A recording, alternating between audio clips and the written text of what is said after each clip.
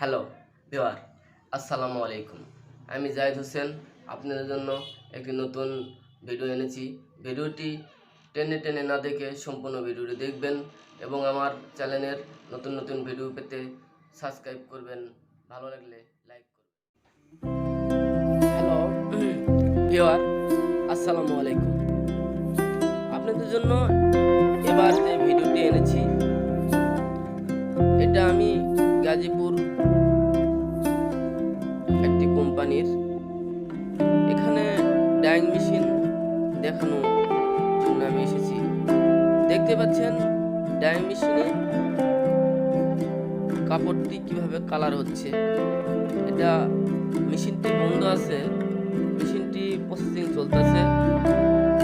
আপনারা দেখেন কাপড় কালার হয়ে চলেছে। এখানে হলো যেটা আমি দেখাইতেছি, এটা হলো কাপড়টা ভালো করে ধুয়ে পরিষ্কার হয়ে যে পানিটা বের হচ্ছে এই পানিটা দেখাচ্ছি। এবং ভিউয়ার দেখবেন, খেয়াল করে দেখুন কাপড় উপরে যাচ্ছে, উপরে কাপড়গুলো ওয়াশ হয়ে বের হওয়ার জন্য এই প্রসেসিং চলতেছে। হ্যাঁ দেখেন ভিউয়ার,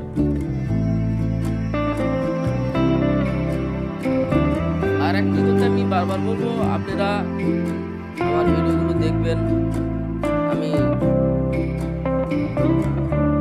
সুতা থেকে কাপড় কিভাবে তৈরি হয় সেগুলো দেখানোর জন্য আমি এই চ্যানেলটি খুলেছি এবং মাঝে মাঝে কিছু বিনোদন দেওয়ার জন্য আমি চেষ্টা করব। এবার এগুলো হলো ডাইং মেশিন, কাপড় কালার হয়ে এই বক্সে এসে বুঝতেছে। এটা হলো ডাইং মেশিনের রং করার একটা ফিল্টার, ভিতরে এটা কাপড় কালার হয়। এখানে প্রায় 1400 কেজি কাপড় এর ভিতরে রং করা যায় এবং এই পুরাটা রং করতে প্রায় 6 থেকে 7 ঘন্টা লাগে। দেখুন কাপড় কালার হয়ে এবারটা ফিনিশিং হয়ে যে ওই পারে বাইর হবে, এটা দেখানো হচ্ছে।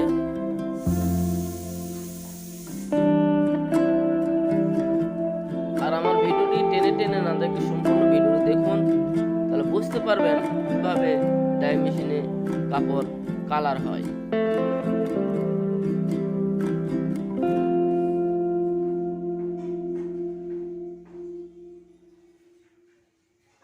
এটা হলো ডাইং মেশিনের ফ্লোর।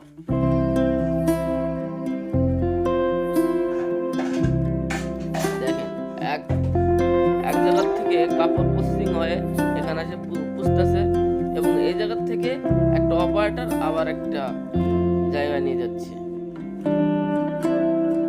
এখানে কোয়ালিটি টেস্ট হয়, কোয়ালিটি কিভাবে কাপড় কি দেখাইতেছে দেখুন।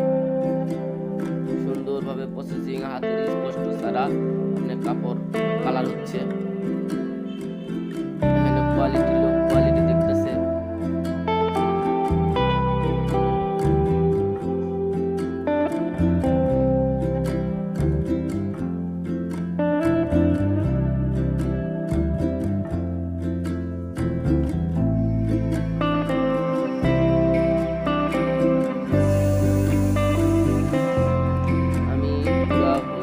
দেখানোর চেষ্টা করতেছি, দেখেন আপনারা বুঝতে পারতেছেন না কেন।